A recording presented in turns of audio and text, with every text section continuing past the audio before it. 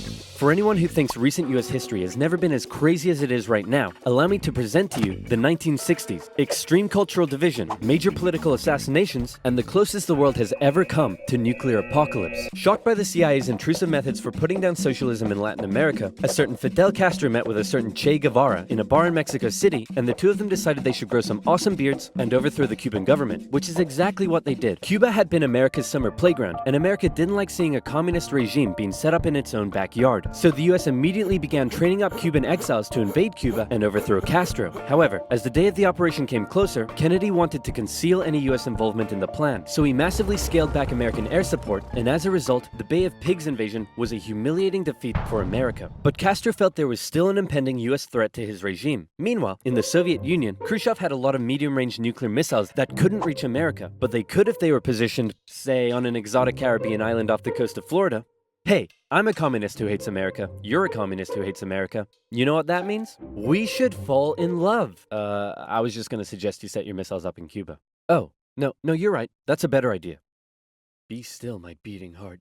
On October 14th, 1962, a U-2 spy plane over Cuba noticed something strange. Sir, you need to look at this photograph. You're right. That's the cutest dog I've ever seen. Sir, I was referring more to the Soviet missiles. America freaked out as they realized what was going on. They were completely vulnerable, and they had to act fast. They knew that airstrikes or an invasion of Cuba would likely mean nuclear war with the Soviet Union, so Kennedy came up with another idea: a blockade. The US Navy announced it would stop and search any Soviet ships heading to Cuba, and would sink any that did not comply. In response, the Soviet put its military into full combat readiness. The US did the same, and began drawing up plans for an attack on Cuba. Things were escalating fast, and both superpowers were getting ready for World War III. Emergency communications between the two sides broke down as Khrushchev rejected Kennedy's demands for the missiles to be removed. And for the first time in history, US Strategic Air Command moved to DEFCON 2. DEFCON 1 means nuclear war. The Soviets shot down a U-2 spy plane over Cuba. A Soviet nuclear submarine in the Caribbean mistakenly believed war had already broken out, and two of the senior officers gave the go-ahead to fire its nuclear torpedo. Thankfully, the third senior officer, this beautiful man, refused to authorize the decision. The US finalized its preparations, and I kid you not, the day before the US were set to decide the day and time for the Cuban invasion, Khrushchev was like,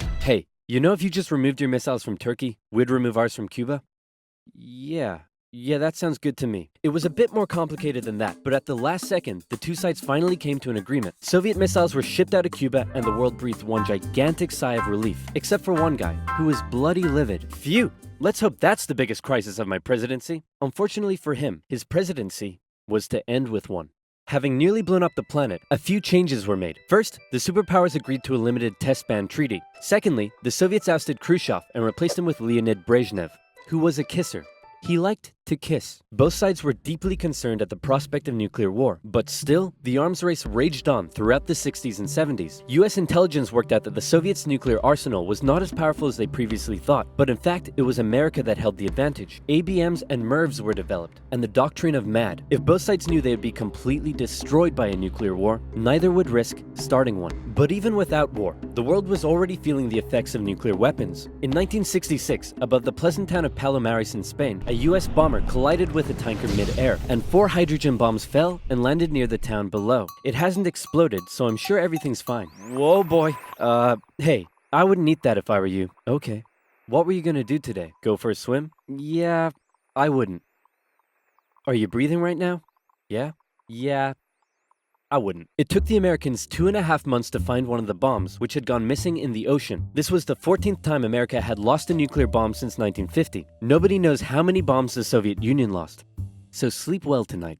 After Kennedy's assassination, Vice President Lyndon B. Johnson took over, and he inherited a developing crisis in the East: Vietnam. Back in the 50s, the Vietnamese had kicked their French colonizers out once and for all, and the country was divided into two. In the north, a communist regime, and in the south, an anti-communist regime. Both were led by very sweet-looking old men, but don't let that deceive you. They were both ruthless dictators, and both dreamed of reuniting Vietnam under their own regime. So the north established the National Liberation Front, also known as the Viet Cong, to carry out a campaign of guerrilla warfare in the south with Soviet support. The US sent advisors to help train the South Vietnamese to deal with the threat, but President Diem's brutal policies pushed more and more South Vietnamese to support the Viet Cong, and over the next decade, the situation escalated to a breaking point. America feared the domino effect. That is, if South Vietnam fell to communism, would Cambodia be next? Then Laos? Thailand? Burma?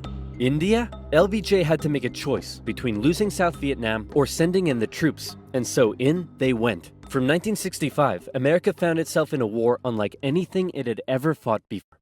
Let's play Spot the Viet Cong Soldier. Did you see him?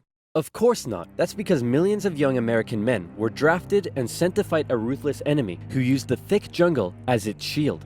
It was nearly impossible to tell where the enemy was, or worse, who it was. And as a result, the civilian population got caught up in the brutal crossfire. The city of Saigon found itself under regular attack, and America launched a bombing campaign in the north during Operation Rolling Thunder. The Viet Cong used the Ho Chi Minh Trail running through Laos and Cambodia to supply the campaign. It was a long and brutal war, and I could never do it justice in this video. But in terms of the Cold War, Vietnam was probably the biggest of many global conflicts that signaled a turning point.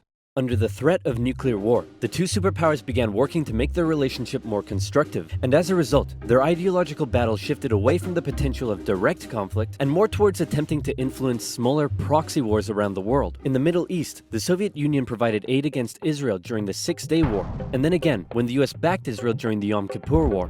In Africa, the Angolan Civil War saw US-supported South Africans fighting Soviet-supported Cubans. In the conflict between Somalia and Ethiopia, the superpowers interestingly switched sides as regimes changed, and the US continued fighting the spread of communism in its own backyard, funding the famous Contra groups to fight the socialist junta in Nicaragua. These proxy wars were fierce enough to begin with, but superpower intervention amplified the destruction and created alarming levels of human suffering throughout the Third World. And in Vietnam, that human suffering was all being broadcast back home via good old television. Going into the late 60s, America was a changing nation. This became this became this, and this became this. The new slogan that was taking root: make love, not war. The majority of Americans did not approve of Johnson's handling of the Vietnam War, and in 1968, a silent majority elected law and order candidate Richard Nixon. As the Vietnam War appeared to be increasingly unwinnable, and public opinion turning increasingly sour, Nixon made the decision to begin bringing the troops home, and ended US involvement in Vietnam by 1973.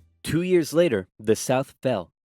The Cold War was now taking its toll on both superpowers. In Russia, a huge percentage of the budget was still going to the military. People were still hungry, and they just didn't have access to the same lifestyle and goods as the West. And what did they have to show for it? They weren't even winning the space race anymore. Both sides needed to reduce spending in order to rescue their economies, and so both welcomed with open arms an easing of hostilities, otherwise known as détente. To improve relations, Nixon became the first US president to visit Moscow in 1972, and Brezhnev returned the gesture a year later. A number of treaties were signed, including the 1972 SALT Agreement that limited nuclear weapons. Relations with China were even improving via ping-pong diplomacy when the US table tennis team went on a tour of the People's Republic. However, internally, China was still pushing anti-capitalist propaganda, which led to some mixed messages. Nixon even visited China in 1972, and it was a barrel of laughs. Today, the president walks among priceless treasures from China's golden age. Among them, a pair of ear stoppers used by the emperor to keep from hearing criticism. Put the stopper into his ears so that he couldn't hear the criticism. Give me a pair as a gift. 他是不是给我一对啊？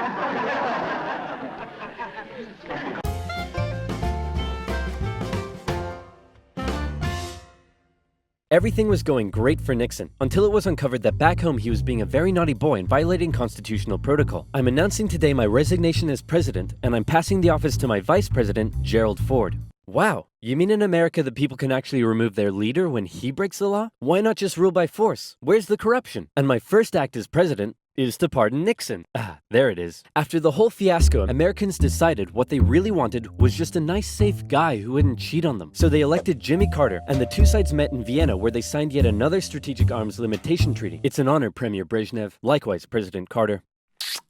Please don't do that. But that's not to say there was no longer any tension between the two sides, because there was. Heaps of it. Once again, the Soviet Union put down further attempts at reform and rebellion in the Eastern Bloc. The Euro missile crisis saw new and improved classes of intermediate-range missiles being deployed in Europe. In 1979, the Soviets thought it would be a good idea if they had their own Vietnam and invaded Afghanistan to prevent a US-sponsored Islamic insurgency. And in response to these various crises, Olympic Games were boycotted. Conservatives were concerned that US policy had become too soft, and in 1980, they decided they wanted a president who would be tough on communism, so they elected Ronald Reagan. and Reagan came in guns blazing. Concerned at the Soviet Union's human rights violations, he made a speech calling them an evil empire, and he also wanted to renew the arms race using technological advances in computing and lasers. He came up with the Space Defense Initiative, also known as Star Wars, which was basically a big defensive anti-nuke shield around the country, but a lot of people thought it was a pretty dumb idea. The Soviet Union perceived this shift in rhetoric as the USA getting ready for war, and they were feeling especially threatened as their relationship with their communist ally China had broken down. Relations took a big hit in 1983 when the Soviets shot down a Korean airliner that had strayed into their airspace, and it looked like the world was going right back to mid-20th century Cold War tension. But then Brezhnev got really old and died, and was replaced by this guy who was really old and died, and was replaced by this guy who was really old and died, and he was replaced by Mikhail Gorbachev. Coming into office in 1985, he was the real game changer. His philosophy differed a lot from previous Soviet leaders. He felt that the reason the Soviet system and economy was struggling was that it didn't allow the Soviet people to find satisfaction in their work, because they weren't allowed to speak freely and lived in fear. Gorbachev wanted the Soviet people to be happy, but unlike previous Soviet leaders, he actually made the change happen. Within the first couple of years, he began the political movement for more openness and transparency, and the restructuring of the Soviet political and economic systems. And change very quickly took effect. People could criticize the government, they could enjoy Western pop culture, the media interviewed Margaret Thatcher, but most importantly, the Soviet people could now enjoy Pizza Hut. All hail to Gorbachev. He also knew that the arms race needed to end in order to rescue the Soviet economy, and a positive relationship with the West must be established. Constructive dialogue reopened and resulted in the INF Treaty, which saw all intermediate-range missiles eliminated, which was huge. Reagan's tone towards the Soviet Union began to soften, and things were looking up. But what would these reforms mean for the Eastern Bloc? For decades, the Soviets had been brutally suppressing any attempt at change. Now, would they be allowed? And that was the exact question on Hungary's lips when the Prime Minister visited Moscow. Gorbachev's response: he didn't necessarily agree with the reforms, but he wouldn't stop them either. He was prepared to let the Eastern Bloc choose its own future. This was massive, and the Hungarian leaders began planning free, multi-party elections. Poland followed suit, and also held elections in June. The anti-Soviet party, Solidarity, won 99 out of 100 seats in the Senate. But not just that. In Hungary, the barbed wire border between East and West was removed. The Iron Curtain was unraveling. But not all Eastern Bloc leaders were happy. Notably, East Germany was still ruled by a hardline Stalinist, Erich Honecker, and many East Germans were still eager to get out. They had been trapped by the Berlin Wall, but now they were doing the math. If they could travel to Hungary, and Hungary's border with the West was loosening, could they now make it to the West? That summer, East Germans decided Hungary was the latest top holiday destination. They traveled there in droves, and using various methods, tens of thousands crossed the border into Austria and the West. Honecker was furious, and blocked travel to Hungary, but that civil liberties train had started rolling, and it wasn't stopping. Thousands more flocked to the West German embassy in Prague, where they stormed the fence around the embassy gardens, and a temporary refugee camp was set up. In September, deals were struck to allow the refugees to travel west via train. Back in East Germany, the people were running on a civil liberties high, and they wanted their next hit. Dissent was growing. Over time, demonstrations turned to mass protest, with plainclothes secret police officers doing their best to put down the dissent, but it had grown well out of their control. And worse, the biggest demonstration was yet to come. We're gonna put all of this down by force. Right, guys? Guys?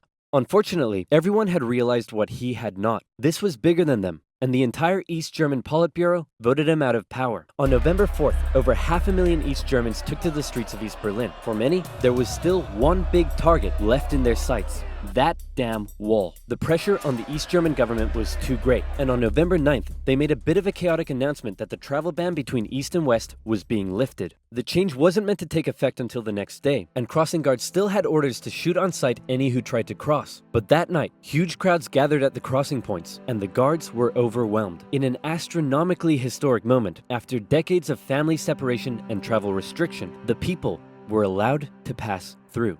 East and West Berliners couldn't believe it, and celebrated together throughout the night. Some even climbed the wall and began to topple it. The Iron Curtain had fallen, and a year later, Germany would be reunited. Elections in Bulgaria, a peaceful revolution in Czechoslovakia, and a violent one in Romania brought to an end communist authority in the Eastern Bloc. America decided it would be best if it just stayed away and let the change happen, as the anti-communist movement continued all the way back to Moscow. Gorbachev had given the people the freedom to demonstrate. Now, they demonstrated for an end to the communist single-party rule, and Gorbachev had to give in. For the first time in history, elections were held in which candidates not officially endorsed by the party were allowed to run. Ambitious rival of Gorbachev, Boris Yeltsin, led a growing democratic movement. Now things here get quite confusing, and the dissolution of the Soviet Union is a complicated topic. So believe me, this is oversimplified, but it went a little bit like this. The Soviet Union was made up of a number of smaller Soviet republics, the largest of which was Russia. Yeltsin got himself elected the president of Russia and began a struggle for sovereignty against Gorbachev and the Greater Soviet Union. Communist hardliners were horrified at what Gorbachev was allowing, so they briefly kidnapped him and tried to set up their own emergency government. But Yeltsin and his supporters all gathered around the White House in Moscow and were like, no,